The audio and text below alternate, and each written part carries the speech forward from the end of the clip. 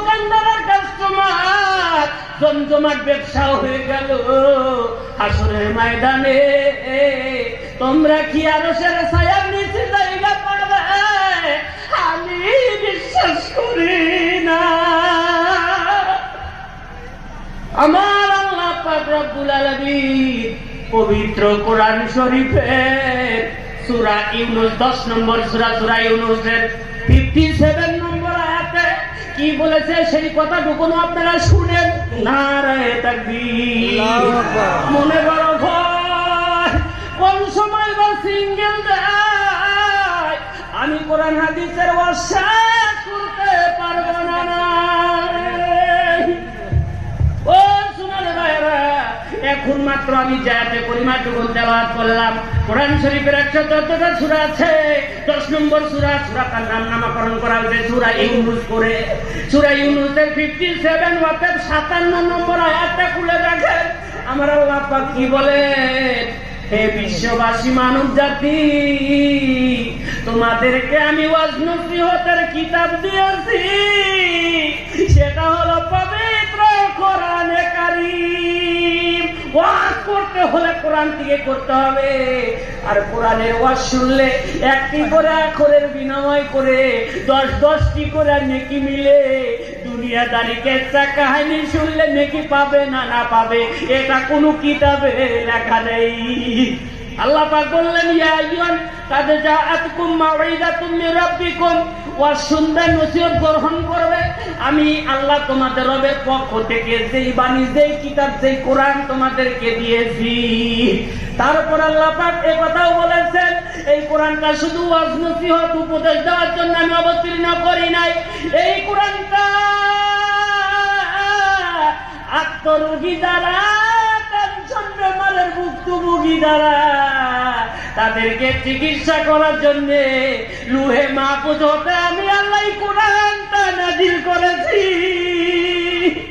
এই কোরআনের দ্বারা ট্রিটমেন্ট তারাই করবে কেবল যারা পীর মুশায়েখ, হক্কানি, মুফতি, মুহাদ্দিস, মুফাসসির। জোরে কন্যা সুবহানাল্লাহ।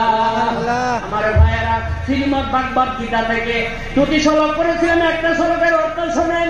জানতি দেববরতা দেবানো পিতৃণ, জানতি পিতৃবরতা। উলামা, মুফতি, মুহাদ্দিস, পীর মুশায়েখের দরকার আছে। জোরে কন্যা সুবহানাল্লাহ। আল্লাহর সান্নিধ্য যদি লাভ করতে হয় তাহলে হক্কানি আলেম, উলামা, মুফতি, মুহাদ্দিস, মুফাসসির, পীর মুশায়েখের প্রয়োজন আছে। নয়তো কোনদিন আল্লাহর অন্বেষণ করা সম্ভব না। জোরে কথা ঠিক না? ঠিক। অন্বেষণ মানে কি? আল্লাহকে তালাশ করতে বলেছে। আল্লাহ কোথায় থাকে, আল্লাহ কোন রূপে থাকে, আল্লাহকে কখন ডাকলে পাওয়া যাবে, কোন সুরে ডাকলে পাওয়া যাবে, কোন শব্দ দিয়ে ডাকলে পাওয়া যাবে, সেই মানুষের কাছে গিয়ে আল্লাহর অন্বেষণ করতে হবে। কি করতে হবে? কি করতে হবে? আল্লাহ তালাশ করতে হবে। কোরআন শরীফের সূরা জিন খুলে দেখেন আল্লাহ কি বলেছেন। কোরআন শরীফের সূরা ইনসান খুলে দেখেন আমার আল্লাহ পাক স্পষ্ট ভাষায় বলেছেন, ওয়াযকুর ইসমা রাব্বিকা বুকরাতাও ওয়া আসীলা। তোমরা তোমাদের আল্লাহকে স্মরণ করবা সকাল এবং সন্ধ্যা।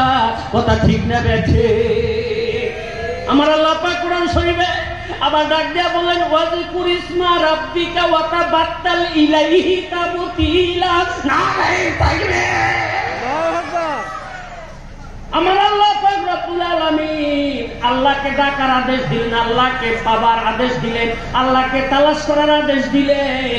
কখন আল্লাহর উপাসনা করবেন, কখন আল্লাহকে স্মরণ করবেন, কেমনে আল্লাহকে স্মরণ করবেন আমার আল্লাহ কোরআনে খুলে খুলে বর্ণনা করেছে।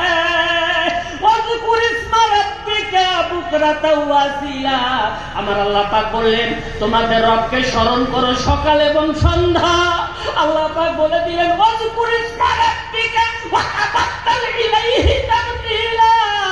তোমরা তোমাদের রবকে স্মরণ করবা নির্জন নিরালা। জোরে বলুন সুবহানাল্লাহ। আল্লাহকে ডাকতে বলেছেন সকাল এবং সন্ধ্যা। অপরায়ত আল্লাহ পাক বলে দিলেন, তোমরা তোমাদের রবকে স্মরণ করবা নির্জন নিরালা। কোথায় কোথায় কখন? সকাল সন্ধ্যা।